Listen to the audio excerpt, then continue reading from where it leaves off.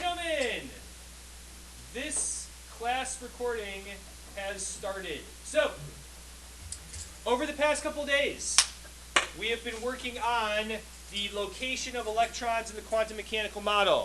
That's going to sound bad on recording, but bear with me. So, all right, and when we say location, right, in quotation marks, we gave that quote-unquote location a name. What do we call the location of electrons in the quantum mechanical model? Go ahead.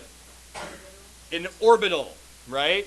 And we have learned over the past couple days that an orbital is not necessarily the location, but the quote-unquote location, because, Donna, what is an orbital? An area of high electron density, an area of high probability of finding electrons, but the possibility exists that they really could be anywhere, right? And then, over the past couple of days, we've been working on assigning those orbitals quantum numbers. We said that quantum numbers are real similar to an address, right? It describes a location and it distinguishes it from all of the other locations, all of the other orbitals that exist around the nucleus. 4 quantum numbers distinguish or make, combination of 4 quantum numbers gives that orbital a unique distinction from all the other orbitals that are out there. Yes, there are similarities, but at the end of the day, each one has a unique set of 4. Okay? Good there? So yesterday we started talking about the different names or the different types of quantum numbers. What's the first quantum number that we talked about yesterday? Anybody remember? You're allowed to look at your outline too. You don't have to remember from memory. So, what's the first quantum number that we talked about yesterday? Jennifer, go ahead. The principal quantum number, right? And judging by its name, that it's the principal quantum number, right? That suggests that it's the biggest or the most important or something like that. And we said that that relates to the energy level where the electron is found. So now we're talking about energy level, but we said energy level also relates to what when we're talking about electrons? What tells us about the energy or the energy level of the electron? How can we tell if electrons have more or less energy than other electrons? What relates to how much energy an electron has? Liam, go ahead. That's getting a little too specific. Let's go with, how do we tell how much energy something has? Nate? How far they are from the nucleus, right? Electrons or orbitals that are farther from the nucleus have electrons that have higher energy. Orbitals that are closer to the nucleus have electrons that have less energy. So the principal quantum number tells us, generally speaking, how far away we are from, or how far away this orbital is from the nucleus. Good there? And if we relate it back to our drawing, right? Okay, let's do this. Alright, so there we are, right? This is our full drawing, right? All the orbitals that we've drawn so far. We said that the principal quantum number is represented by what in our drawing? What did we say orbitals that have different principal quantum numbers are represented by? How do we distinguish one principal quantum number from the next principal quantum number on this drawing? Peyton, all of our colors, right? Every time we go to a different color, that's a different principal quantum number. Green orbitals have different principal quantum numbers than blue orbitals, right? Blue orbitals have different principal quantum numbers than red orbitals, etc., etc., etc., right? That the red level is the second principal energy level. The blues all together are the third principal energy level, etc., etc. Okay? Good there. All right. What's the next principal quantum, or what's the next quantum number that we talked about yesterday? Anybody remember? We talked about 2 yesterday. What did we call the second one that we talked about?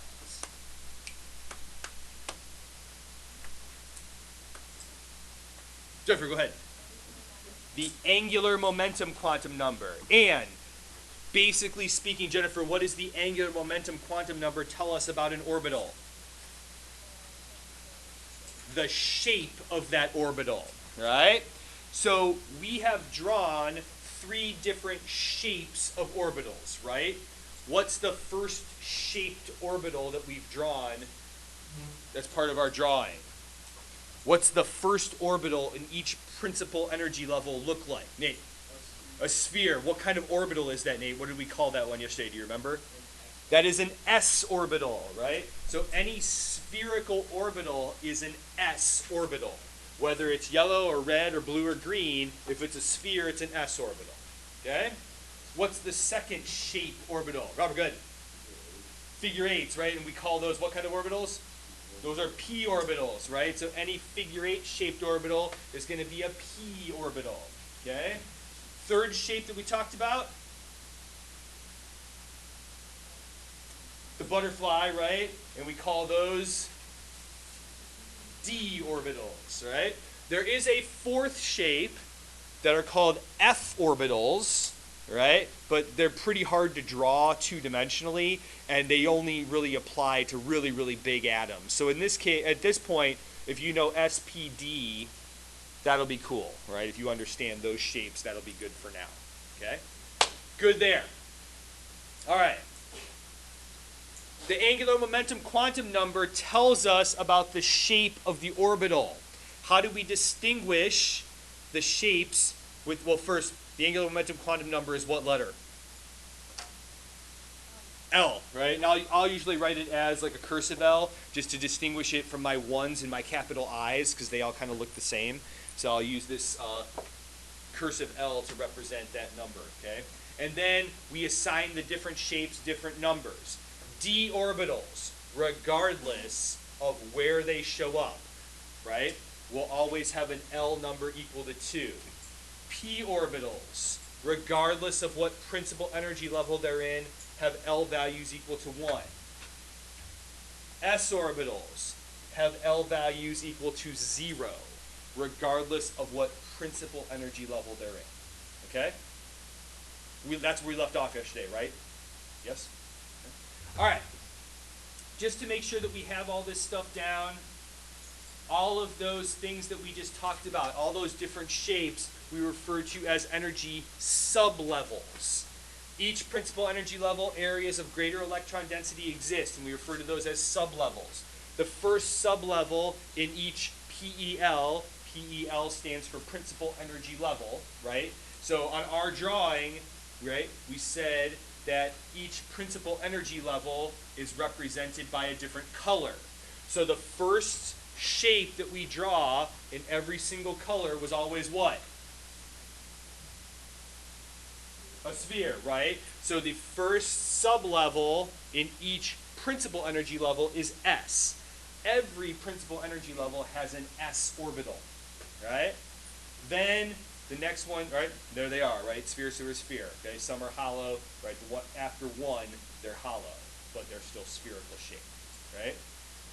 The second sublevel that shows up is P, but P orbitals, figure eights, didn't show up until the second energy level, right? Red was the first figure eights that we drew, okay?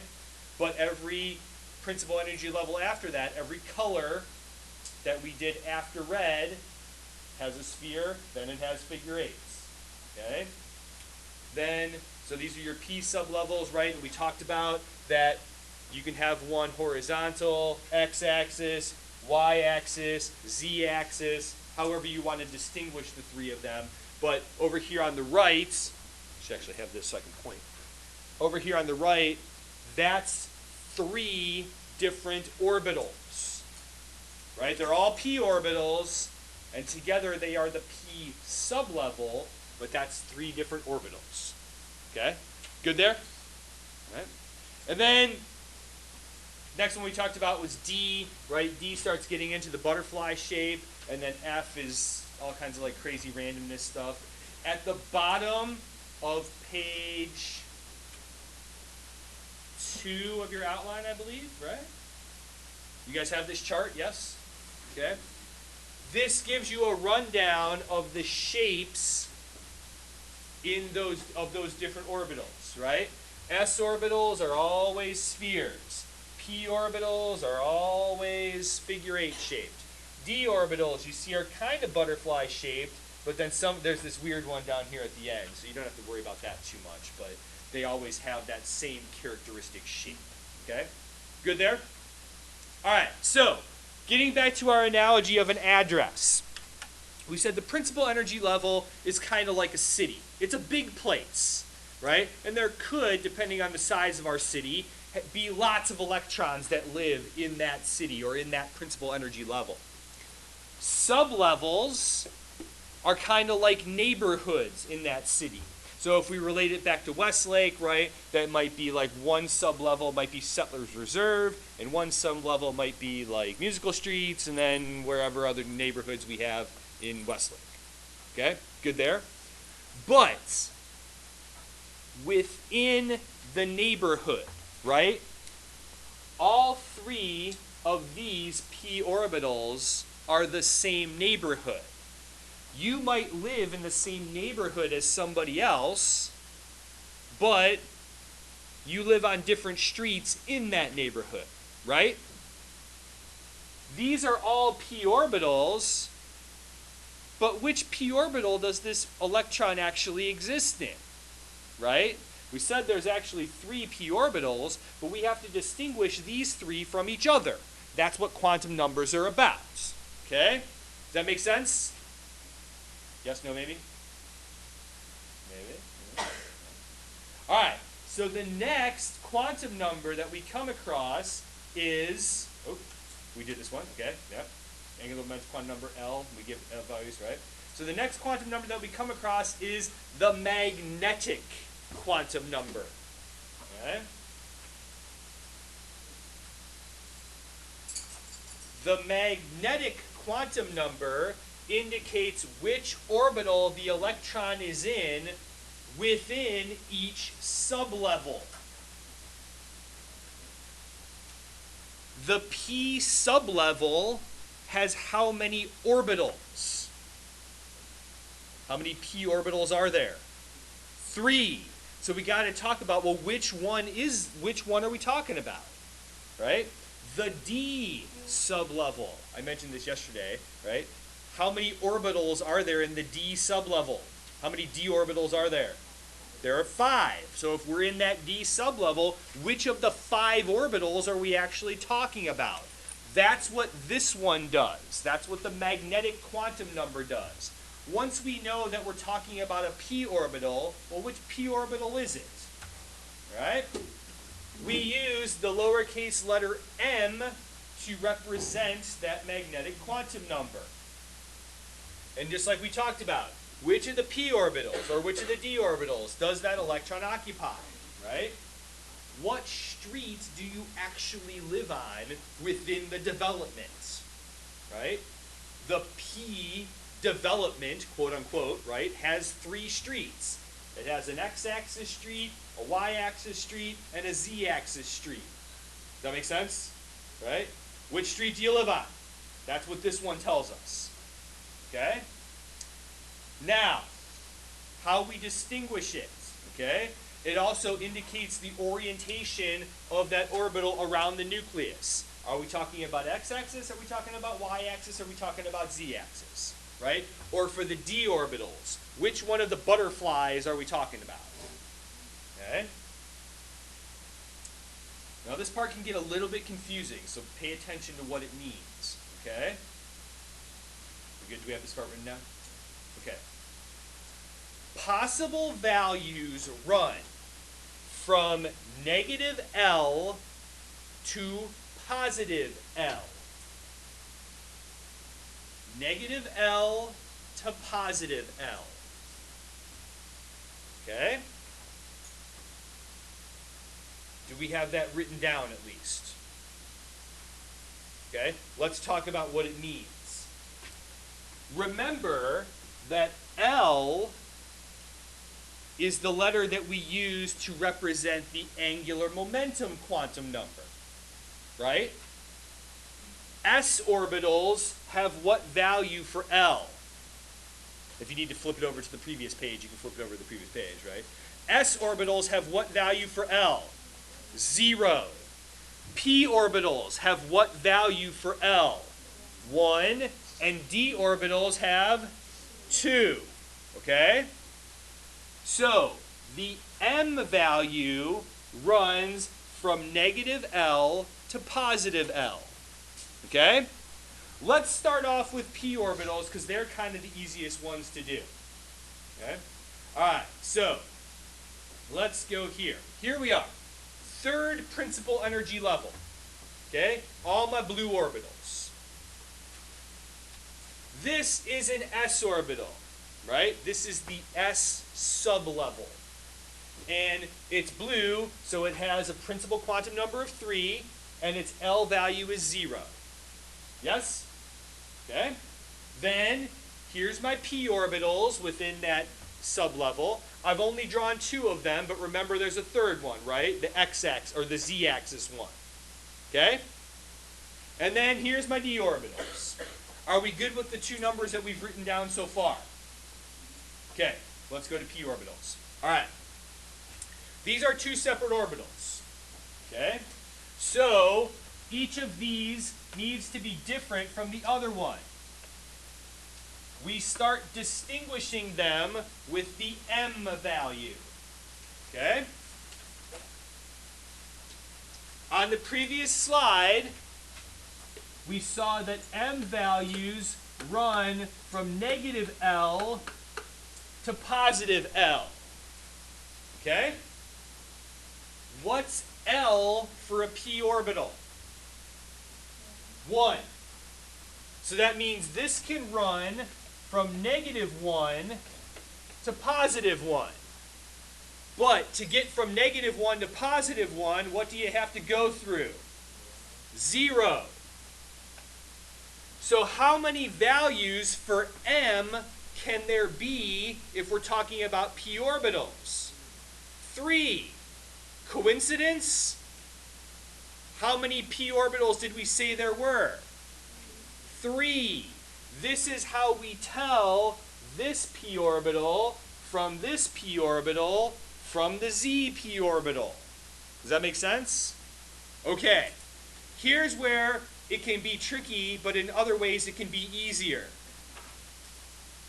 You don't necessarily have to assign a specific value to m on the x-axis or the y-axis or the z-axis. It's kind of up to you. Okay? So,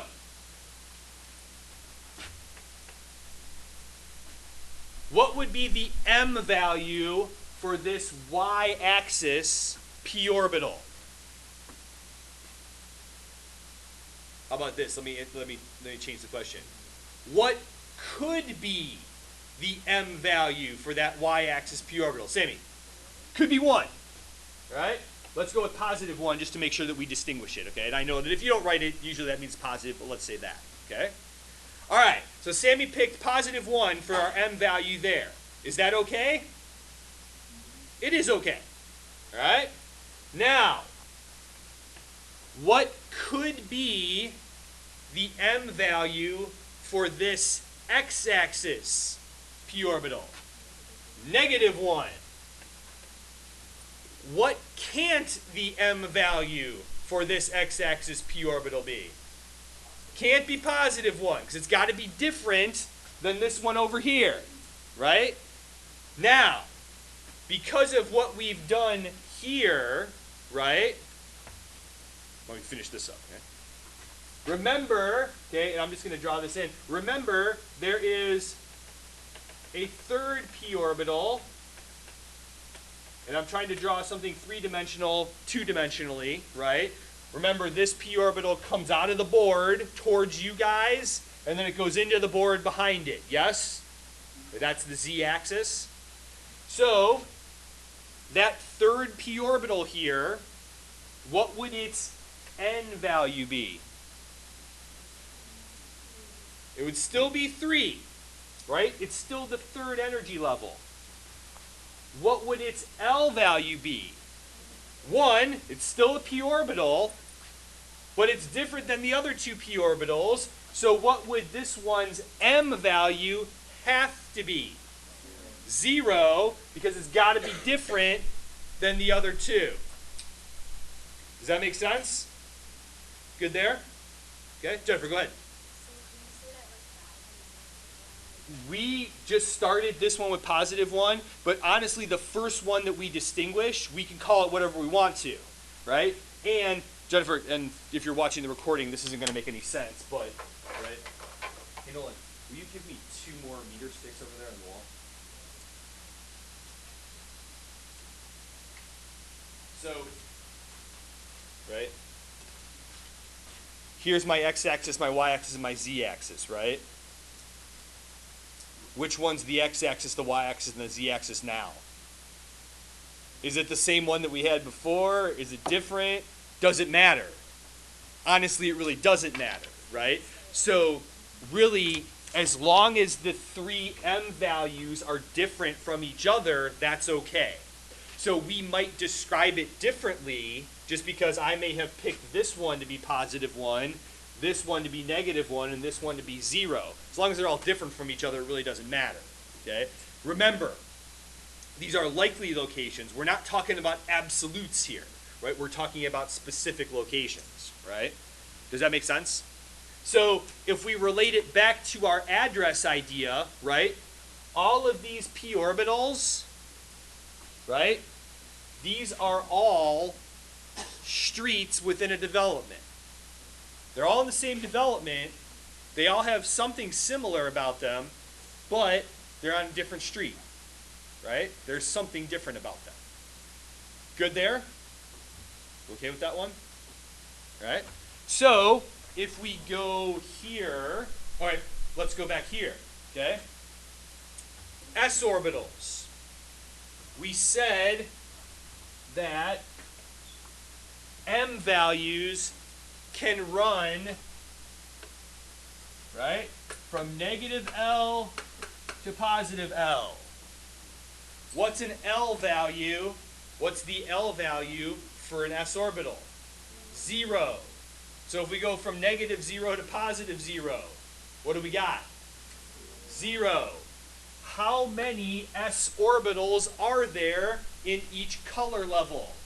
1. So if you're talking about an s orbital, L is going to be 0, but m then automatically has to be 0. Because there's only one possibility. There's only one s orbital. Does that make sense? Okay? If we kick it up to the d orbital, right?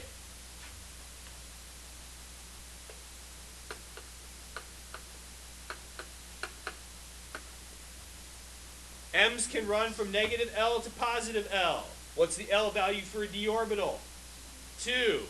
So that means we can be -2, -1, 0, +1, or +2. How many possible values for m are there? 5. How many d orbitals are there? 5. Okay? So, if we were talking about this orbital specifically, Sammy, what's the m value for this orbital? Does it matter? No, it doesn't matter right now because we only have 1, right? So we can make this one +2, right? But then, the next d orbital that we drew, right, it couldn't be +2, it would have to be something else. Okay? Good there? Right? All right. Yes, no, maybe. We're good? Okay? All right. Let's talk about the last quantum number. The last quantum number is a result of space issues. Okay? Remember, quantum numbers describe orbitals. What are orbitals again? Go back to our definition of orbitals. What's an orbital?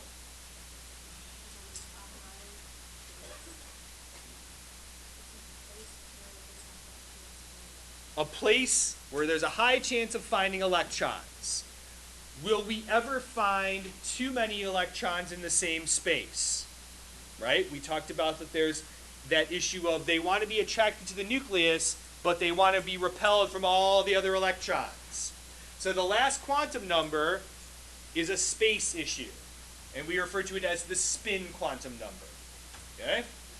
We use the lowercase letter s to represent the spin quantum number, and it is a function of the fact that each orbital, each one of those spaces that we drew in that picture, can only hold 2 electrons. Why? So we start putting too many electrons in the same space, what do they start doing to each other? They start repelling each other. So each orbital, we can only hold 2 electrons. And so we distinguish those electrons, or the fact that it can only hold 2 electrons, with the spin. All right? Now, notice, spin is in quotation marks, right? It doesn't necessarily mean that the electrons are spinning in different directions, but it is a way to distinguish the one electron from the other electron, right? Because there's only 2 electrons that are allowed in each orbital, we only need 2 values for the spin quantum number. David, go ahead. This is a possibility for showing up on the quiz or test. All right? Yes, Liam. Yep.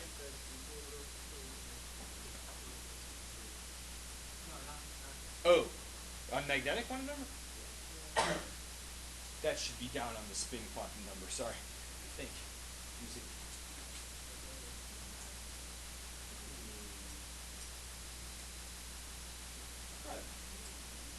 Yeah. So, scratch off B. Sorry. Roman numeral 7, scratch off B. Okay? I've done that in the past, but don't worry about that. Okay? Up at the top, underneath Roman numeral 6, here, I should do this. So I'm watching, because people might actually watch this recording. Maybe. I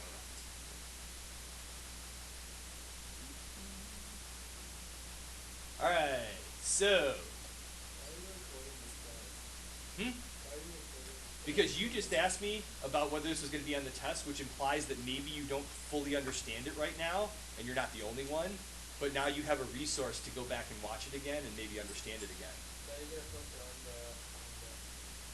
Just like I've told you for the past 3 days. Yeah. So. Alright, so. Yes. Let's go with this. Here. Roman numeral, so this is the last page of your outline, by the way, okay? Roman numeral 6, magnetic quantum number.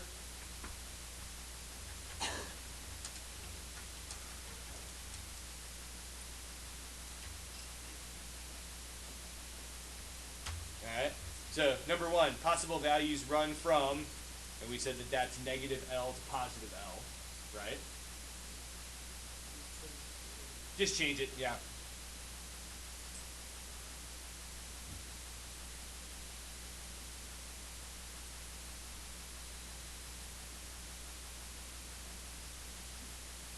Okay. Good there? And then Roman numeral number 7, just get rid of B.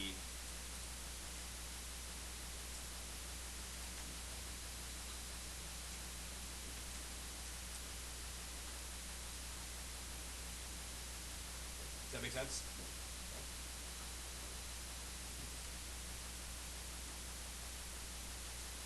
All right. So that last quantum number, okay, has 2 possible values, positive 1/2, negative 1/2, because each orbital can only hold 2 electrons. Okay? Good so far? All right, let's review a little bit. Okay. Let's go back to, oh, wrong way. Let's go back here. Okay? So here is the red values that we drew, right? If you want to like go like this, okay, let's say like that. Okay, so now you can see the yellow inside of the red. Okay? Let's say that I had an electron that showed up right here. Okay? Here's what I want you to do. Either on your paper or in your head, I want you to discuss with the person next to you a possible set of 4 quantum numbers to describe that electron in that location. Okay? Discuss with the person next to you. All right, here we go.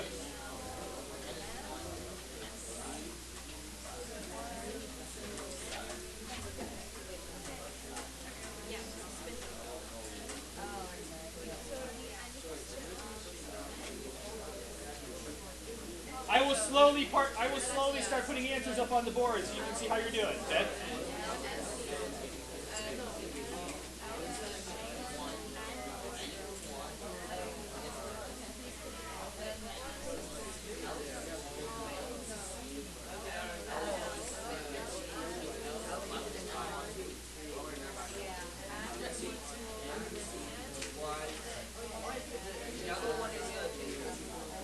Yellow one's the first energy level.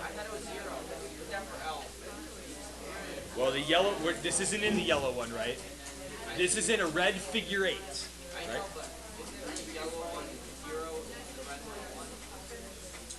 Yellow is, for N, yellow is 1, red is 2. Yeah, it starts at 1. For N, starts at 1 and we go up from there, okay?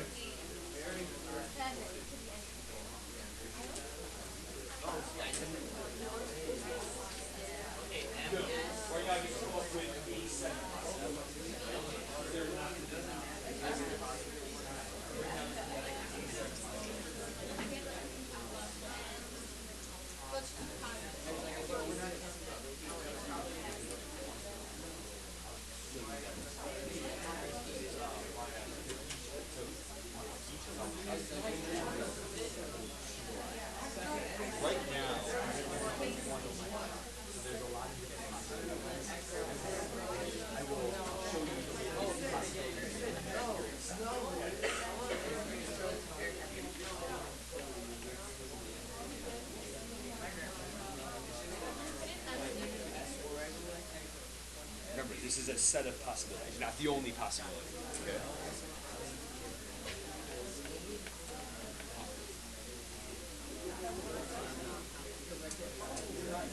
All right. So, first, is this the correct answer up on the board? It is a possible correct answer. Okay? It is an acceptable answer. All right? First, can we have any debate on N? No, no debate on N. It's got to be 2. Any debate on L? No, it's got to be 1 because it's a p orbital. Okay? Now the debate starts with M and S, right? What could M be for that value? 0 or positive 1. I've chosen negative 1. If you chose 0 or positive 1, you're just as right as I am. Okay? And then for S, right, well, I could have also done what?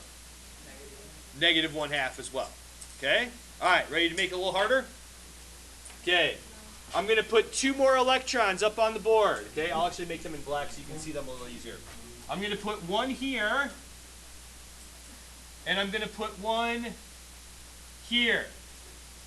Write me the quantum numbers for those 2 electrons. Are we using the You know these ones are still in effect. Write quantum numbers for those 2 with these ones already established. But use what you did already, okay? Discuss. Go.